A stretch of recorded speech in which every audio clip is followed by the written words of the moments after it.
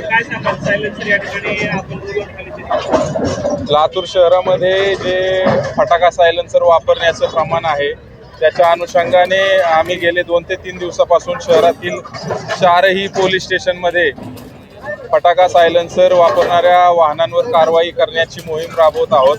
त्या अंतर्गत गेले 2 ते 3 दिवसामध्ये जवळपास 61 वाहनांवर कारवाई करून त्या वाहनाचे जे सायलेन्सर आहेत ते आम्ही जप्त केलेले आहेत।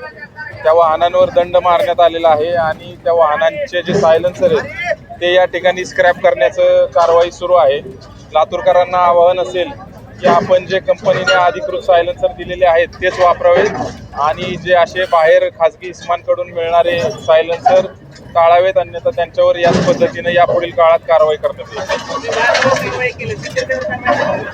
विक्रेत्यावर देखील कारवाई करण्याचं आम्ही नियोजित केलेलं आहे आणि त्यांना देखील यापुढील काळात आरोपी करून त्याच्यावर वेगवेगळे जे कायदे आहेत त्याच्या अंतर्गत गुन्हे दाखल करणे असतील किंवा इतर दंडात्मक कारवाई असेल ती केली जाईल।